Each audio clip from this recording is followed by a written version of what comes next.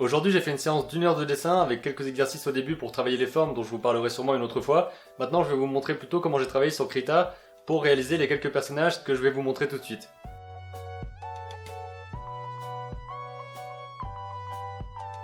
Enfin, tout de suite, d'abord, je vais vous montrer comment est-ce que j'ai travaillé avec Krita, c'est-à-dire les 2-3 trucs que j'ai mis en place pour travailler correctement avec ma tablette et pouvoir utiliser les boutons correctement. Si vous savez, on peut vraiment configurer ce qu'on veut sur les tablettes Wacom.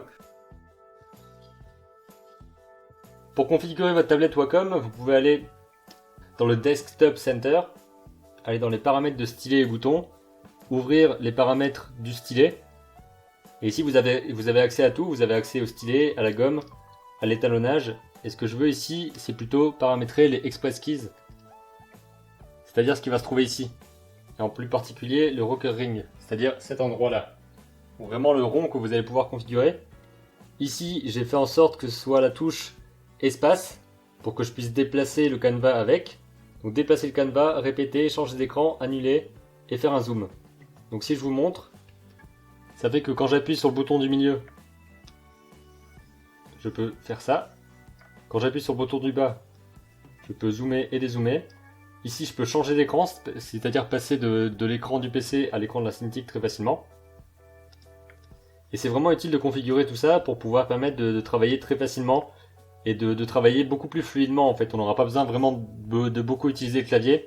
Le clavier sera juste là pour les quelques raccourcis qu'on ne peut pas faire comme ça. Mais c'est vraiment très pratique et je vous conseille de configurer ça directement dans ces paramètres là. Je viens de vous montrer l'exemple pour les boutons sur le côté de la tablette, mais ça marche aussi avec le stylet, puisque vous avez deux boutons ici et que celui du haut me sert de clic droit, l'autre je sais plus trop comment je l'ai configuré mais c'est pas grave. Et sur la bambou c'est la même chose, vous pouvez configurer ces boutons là et les deux boutons du stylet. Donc sur toutes les tablettes vous pouvez configurer quelques boutons et c'est vraiment hyper pratique quand vous mettez à dessiner et que vous voulez aller plus rapidement, plutôt qu'utiliser la souris en même temps ou qu'utiliser aussi les touches du clavier. Il faut utiliser le clavier au minimum pour vraiment être sur votre dessin comme si vous étiez sur une feuille de papier et travailler le plus efficacement possible. Donc voilà, maintenant on va passer on va passer à la page que j'ai fait avec 3 personnages. C'est des personnages que j'avais pas l'habitude d'imaginer, c'est la première fois que je les imagine. Et j'ai fait des choses un petit peu différentes de d'habitude, alors je vais vous expliquer tout ça en passant sur l'ordi et en vous montrant tout ça en accéléré. La séance a duré une demi-heure, donc là elle devrait durer peut-être 7 minutes, quelque chose comme ça, on verra bien. On passe maintenant aux 3 personnages que j'ai créés, donc vous pouvez voir ici que j'ai commencé par le crayonné comme d'habitude, parce que je commence toujours par une phase avec simplement un marqueur, un crayon, avec quelque chose de très lâché au niveau du croquis. Je ne cherche pas à faire des traits forcément très propres, j'essaie juste de placer les éléments comme il faut pour ensuite avoir une base pour tracer le propre et mettre les couleurs, etc. etc. Donc ici j'ai simplement utilisé le marqueur. Le marqueur, je vais juste vous montrer vite fait. Je retourne dans Krita. En fait quand vous faites... il est déjà là. Hop.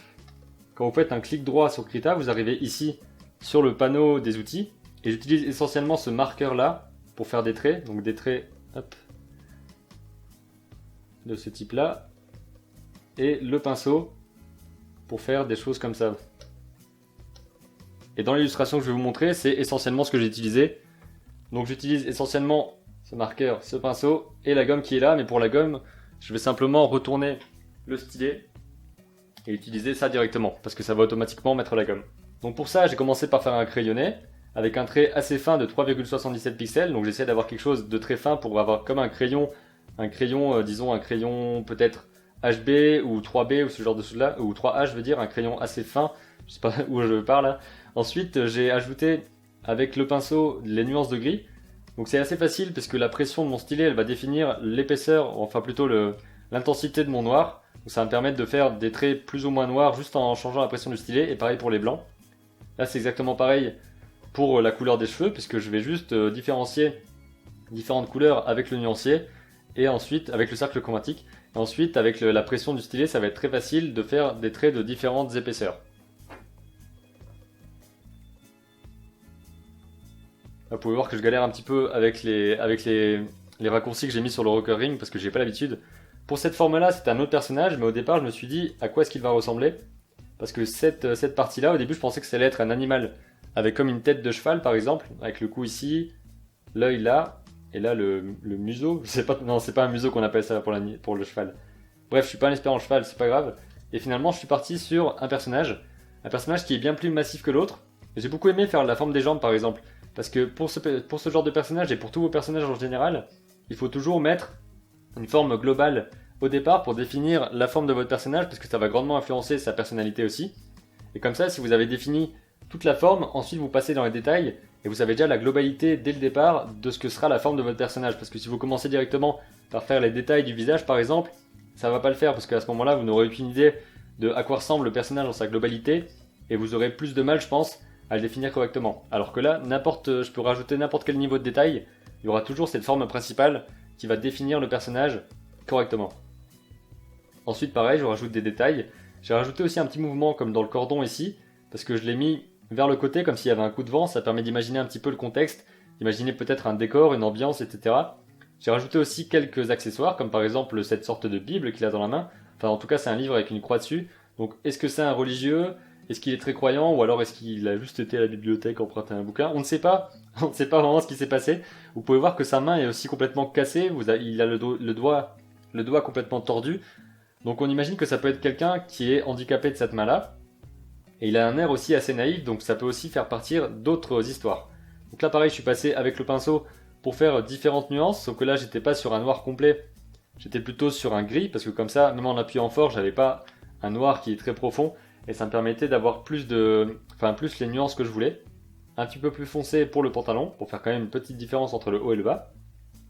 J'ai décidé de ne pas colorier la peau pour permettre d'avoir ce contraste là, surtout qu'après je vais rajouter un fond de couleur pour permettre d'avoir un contraste correct.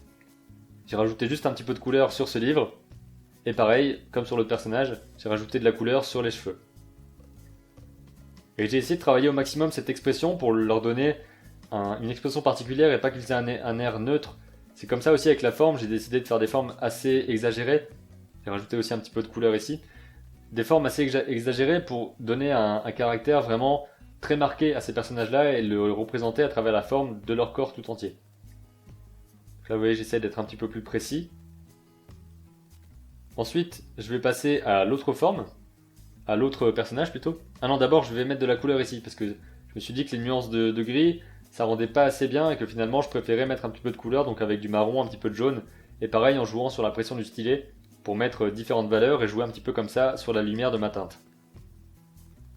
Donc maintenant je vais passer à l'autre personnage, je repasse au marqueur, je remets le trait assez fin, et je vais encore une fois commencer par faire la forme globale, c'est-à-dire la pose principale de ce personnage.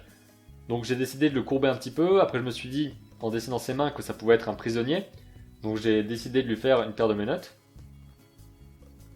Et comme il est enchaîné, la position va avoir un autre sens. On le sent qu'il est en train de marcher difficilement, qu'il est très fatigué. Vous allez le voir aussi sur son expression tout à l'heure.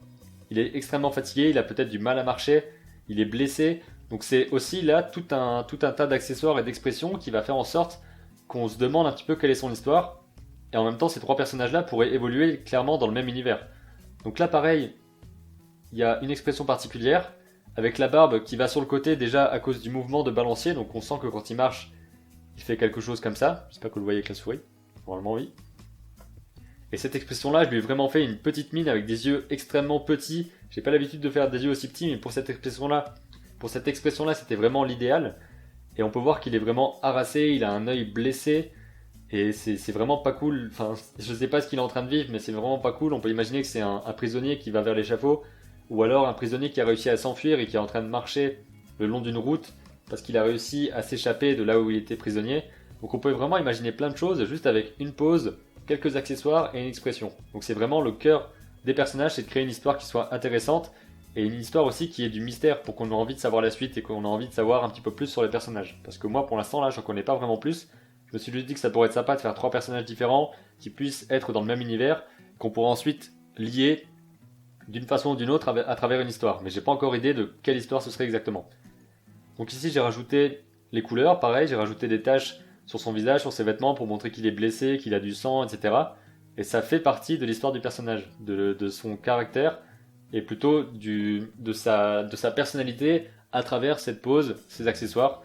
J'ai rajouté un petit éclat de lumière, donc vous voyez que le jaune, la lumière du jaune avec la peau qui reste blanche, ça crée un contraste qui est assez intéressant. Il n'y a pas besoin de mettre la peau d'une couleur quelconque pour l'instant parce que il n'y en avait pas besoin et voilà, il n'y en avait pas besoin. Donc là j'ai continué à rajouter quelques taches parce que je me disais que c'était définitivement un short beaucoup trop propre par rapport au haut et à la position du personnage. Là c'était un petit peu plus compliqué entre guillemets, j'ai juste rajouté quelques taches sur les jambes pour ne pas que ce soit tout blanc non plus, et rajouter encore un petit peu de sang. Et là maintenant je suis passé avec une peinture avec le pinceau que j'ai mis en un petit peu plus gros puisqu'on est à plus de 120 pixels, et j'ai passé une couleur différente sur chaque personnage. Donc pour définir la couleur, j'ai essayé, surtout sur ce personnage là, de choisir une couleur. La couleur ici avec la pipette, j'ai vu que la couleur se trouvait à peu près dans ce rouge là. Donc la couleur opposée, je sais plus si c'est le terme exact, la couleur opposée se trouve dans ce bleu là. Donc si je vais dans le bleu par rapport à ce rouge et que je reste dans la même désaturation, ça permettra de faire ressortir mieux le personnage à travers ce petit fond coloré. Donc voilà, j'applique, j'essaie de laisser un petit peu de, comment dire, un petit peu de brutalité autour, donc pas faire un truc très clean parce que c'était pas du tout le but de cette peinture. Je voulais avoir quelque chose d'assez expressif.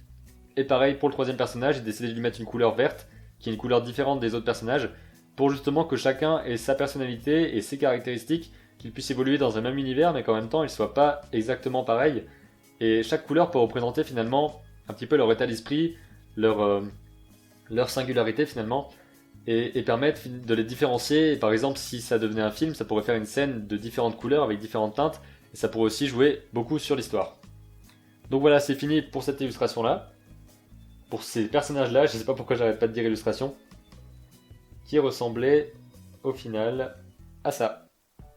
Voilà pour cette séance, j'espère que ça vous a plu. On parlera bientôt des exercices que j'avais fait avant, des exercices de perspective, de volume, etc. Mais c'était des exercices beaucoup plus techniques et pratiques plutôt que de faire des personnages comme ça, parce que ça raconte pas d'histoire, c'est plutôt des choses pour travailler son trait et son œil directement. Alors que là, je voulais vraiment faire des personnages qui aient un caractère et essayer de les définir par leur forme, par leur position, par leur expression.